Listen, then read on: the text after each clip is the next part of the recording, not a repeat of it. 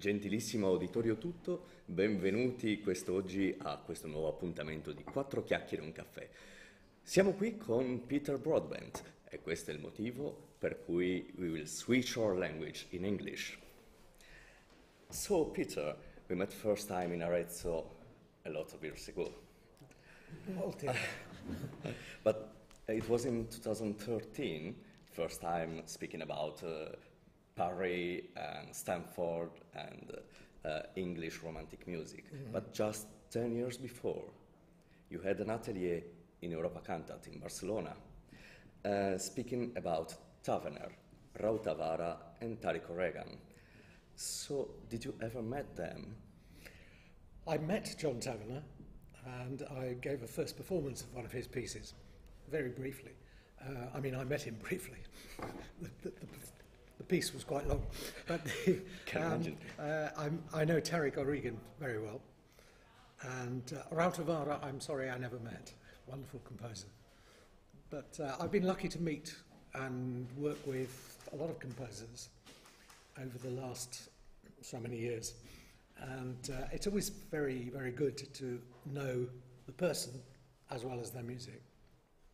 Maybe sometimes they can be not so easy to know, but it helps you to understand something about the way that they work. So was John Tavener so spiritual as a man as his music is? That's a very good question. I didn't know John Tavener well. I met him. He was very ill. For a lot of his life, he was very ill. And he lived maybe 30 years longer than expected because of the condition that he had. But I know people who did know him, and they said he was not essentially, in everyday life, very spiritual, but thoroughly enjoyed life, including expensive cars and good food and good wine. So he was completely normal, except when talking about his music, when he became very spiritual. You are Director of Training for the Association for British Choral Directors, ABCD. I was. Okay. Yes, I recently handed over, but yes. How do this association works? It works as a voluntary organisation for the most part. We have only one paid employee now, or 1.5. But it's a little modelled on the ACDA in America, but we have never persuaded British conductors to feel the need to be a member of our association yet, so far. We have, having said that, we have 700 members approximately, and we try as an organisation over the last 15 years maybe, to be active in helping the training and support of conductors. I think maybe when the association started off, there was a feeling that it's a very lonely job. We know, being a conductor, you spend a lot of time on your own. So it was a good thing to have an association which would have a chance for people to meet and to discuss and so on. But also, after a while, some of us felt that we needed to do more practical help, which is how my position eventually came about, because we started a number of courses for conductors, short courses, but also longer, more intensive courses to provide the support and the training that one needs for this job. I think for a long time in Britain, maybe in some parts of Britain still exists, the feeling that if you're going to work with amateur musicians, you don't need to be a professional. I'm talking now not about the people who do the job, but I'm talking about the musical establishment. There is a big divide between the amateur and the professional, or maybe the other way around, the professional and the amateur. And with the professional approach to music, there was a lot of feeling that, well, we don't have a lot of professional choirs, only opera choruses, the BBC singers, and one or two other ad hoc organisations. So why do we need to train conductors? Because there is very little work. And it's still a struggle, I think, in parts of we have to work very hard in Britain, in our musical establishment, to explain that the singers may be amateur, but they need the security of a professional conductor, both in terms of their voices and in terms of their musicianship, to make the improvements they need. And I think we are beginning to get there, but it has been a struggle. We have a tradition in England which is based very largely on church music, and we have a fantastic, amazing cathedral choirs and university college choirs, Oxford, Cambridge, and so on. And there was always the feeling that if you were an organist, therefore you could conduct choirs. This was not just a feeling. The late John Scott, who was a wonderful musician, and he was organist and choirmaster at St Paul's Cathedral for some years. Fantastic organist, John. Wonderful organist. Very fine musician. But he told us that when he was given the job at St Paul's Cathedral, he had never, ever conducted a choir before. And he needed a lot of help. He was honest enough to say this. And he did some damage in his initial years to the boys' voices at St Paul's Cathedral. He admitted it because he hadn't had any vocal training or any understanding of what it was, because he was an organist. And the assumption in Britain was organists conducted choirs. Now we're not there, because at St Paul's Cathedral we now have, as the director of music, not an organist at all, but a singer. So that shows that the world is beginning to change.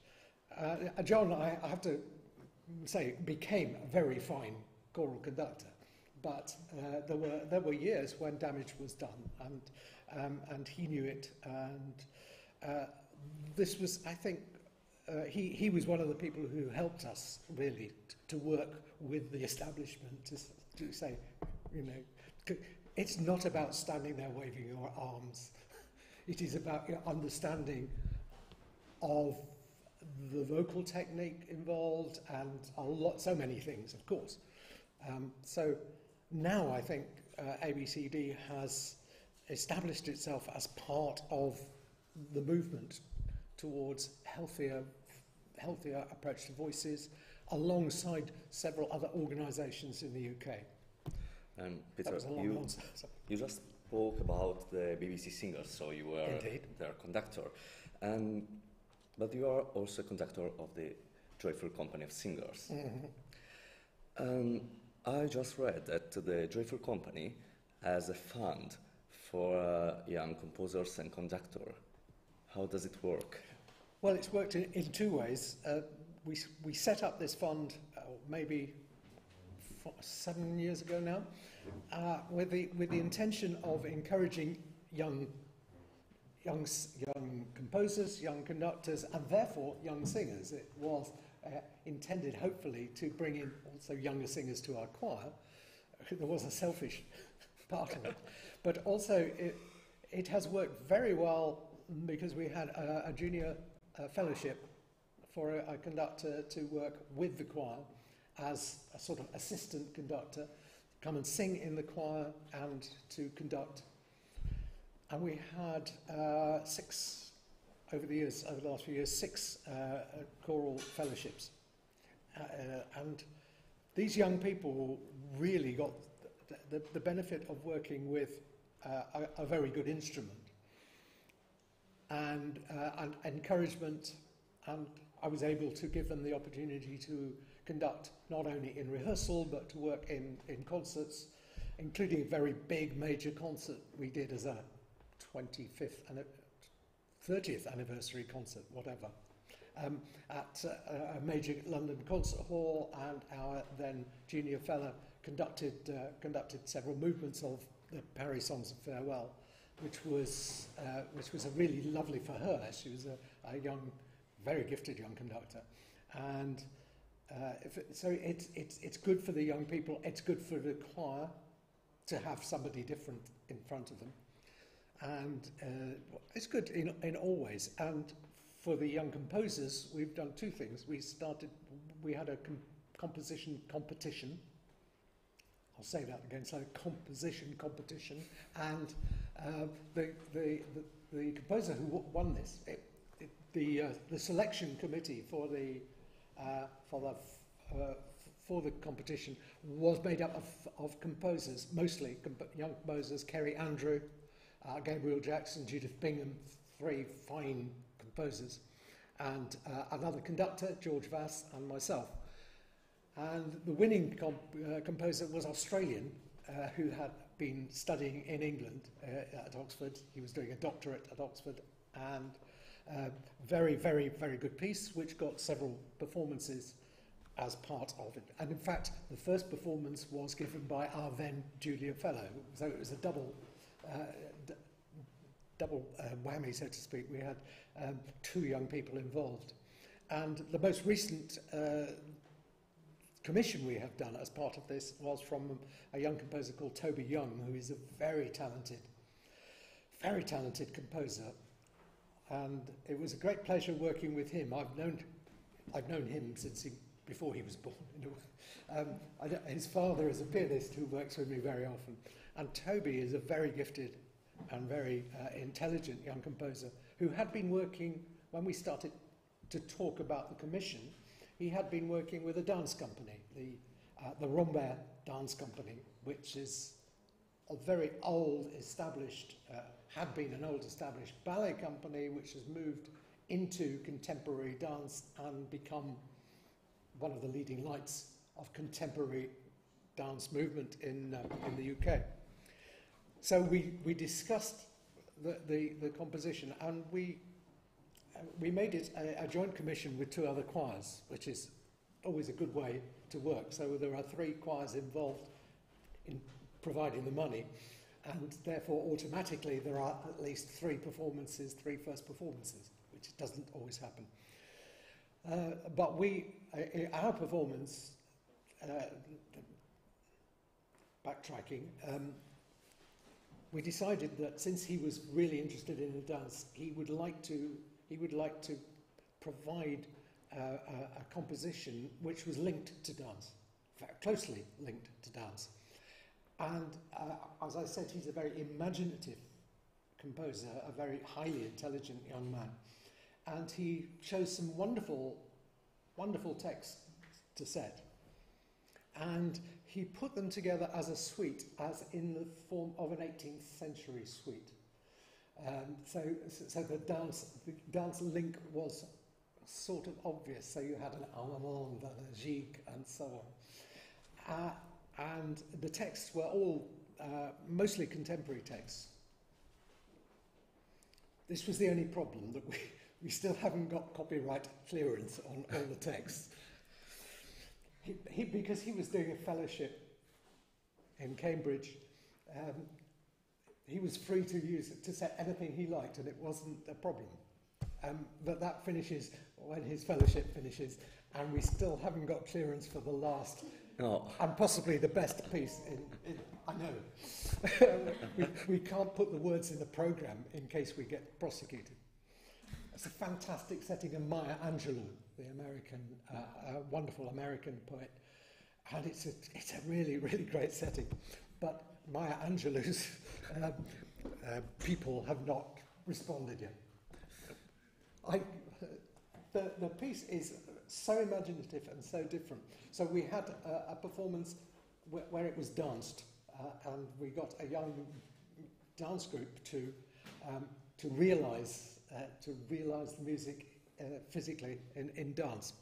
I don't know what it looked like, unfortunately, because I was with my back to the dancers, and the video, I still 2 years later, the video still has not been sent. I think it must have been bad.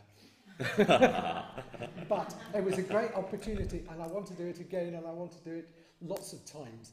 And if anybody is interested, do ask me about this piece, because it's not. The music is not very, very difficult. There's a wonderful variety in it. There are wonderful changes of tempo. He likes accelerandos. If you're good at accelerandos, you'll love this piece. But it's got some wonderfully contrasting textures, and there is a wonderful slow movement near the end, a saraband, which is a very simple and sad poem called After Orlando, and it was after the nightclub massacre in America, where a lot of gay people were killed. And it's so simple and so beautiful. And the Maya Angelou setting at the end is fantastic. Maybe just the camera crashed. Yeah. And in 2016, you were awarded with a Knight's Cross of Merit of Hungary. What are your relationships with Hungary? I have to say that my relationships with Hungary are purely musical, in the sense that I have been visiting Hungary and working in Hungary since 1996, however long that is, 22 years. And I have a lot of Hungarian friends, and they are kind enough to recognise I love Hungarian music. I love music. I don't feel English, except when I'm conducting. I paraphrase George Solti here. The great George Solti, who was a fantastic conductor, was asked, does he feel, after many years not living in Hungary, did he feel Hungarian? And he said, yes, when I conduct Hungarian music, I feel Hungarian. But when I conduct English music, I feel English. When I conduct French music, I feel the same. Absolutely. I had some wonderful compliments about my conducting of Hungarian music from Hungarians, but I identify with the music so very clearly. It was Bartók that made me want to go to Hungary. And once I'd been to Hungary, I realised the deep relationship of the music and the people. It is so close, it is so tangible. Still, although times have changed very much, although the communist regime has gone, it was obviously a very joining thing then, but also something that the communist regime used, as they did in other countries, to unite the people and to keep them, if you like, is this cynical? To keep them happy? To keep them calm? We know that, for example, these great Bulgarian choirs that we used to hear in Llangollen in Wales, every year there would be a fabulous choir coming from Bulgaria. They worked very, very hard because it was the only way they could ever get out of their country, even for a short time. But Hungary, the closeness to their folk music and their folk dance music is very, very, very strong. And I don't mean it in a nationalistic way. I know there are problems with the politics in Hungary, which had we several days to talk about it, we could talk about. But I think it is a really very important part of the Hungarian nature that they take music very seriously, very, very seriously. So I love their passion for the music, and I love the way that the language, the Hungarian language, which is difficult, comes out in the music of particularly Bartók and Kodály, obviously. We have a tradition in this kind of interviews, just to take a card and answer to one very casual question. Okay. This could be dangerous, couldn't it? Oh, what is the book that changed your life?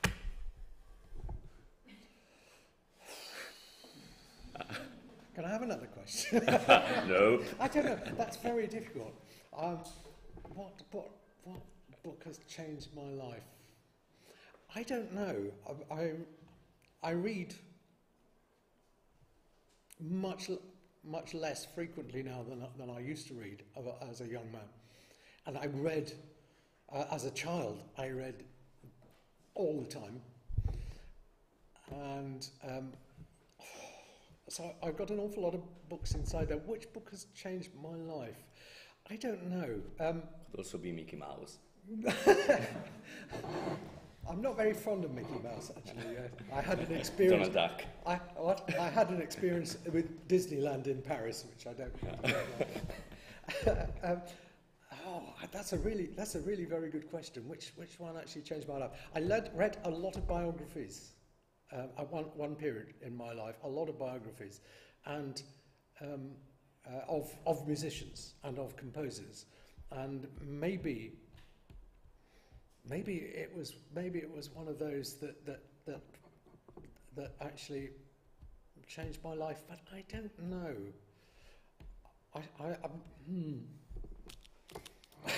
I'm not sure I can answer it. Not with one book. With several different books at different stages in my life, maybe. But I mean, I should say the Bible if I meant it, but I don't. I would say maybe a biography of John Barbaroli, the English conductor, who I admired enormously, who I learnt so much from watching and being in rehearsal, seeing him at work. But and I already admired him, but when I read the biography, Michael Kennedy's wonderful biography, I realised the suffering that he had, the physical suffering that he had gone through to achieve the standards of music making that he did, and what he managed to ignore, and the energy that he put into his music. So maybe that's the one. Michael Kennedy, who I met, was a wonderful editor of a national newspaper, but also a biographer of Elgar and of Barbaroli, and a writer of wonderful books on music, and a great music critic himself. A fine man, lovely man. And so that's a double reason, I think. And our very last question is, if you ever will meet your young Peter Broadbend, what could suggest to him, and what would he suggest to you? I know what I'd say to him, and it would be work a lot harder, really. But work a lot harder believing in yourself, because it was a long time before I really believed in what I could do. And it was, I came from a sort of very, very English middle-class family where music was, well, it was Sir Thomas Beecham who said that the English don't really like music, but they do like the noise it makes. And there is, my father typified that, and they didn't really understand music, and I needed more encouragement and discipline, the two together, and it was all a bit too sort of, oh no, fine, it's who you like. So I didn't work hard enough as a young boy and as a young man. And what he would say to me is, this is the question they always ask, isn't it? That's the more difficult one to say. What would I have said then? I would have said, well, you're very lucky. I have been very, very lucky. I've been so fortunate in my wife, in my friends, in my colleagues that I meet through this business, through its fantastic people like Lorenzo, and people like all the great conductors that one's met here, and the people I've worked with on the juries. And how lucky have I been? I mean, to travel all over Europe and to travel to other parts of the world, and through music. And I think the people one meets in this world, particularly in the choral world, in the non-professional choral world. Everybody who is involved in it is so passionate and works so hard, and they're such good people that then I would have said as a young man looking at this, I said, you've been bloody lucky actually. So, thank you for Peter. It's always a pleasure. Niente. Grazie a tutti voi, l'appuntamento è ancora per domani alle 14:30. Buona serata.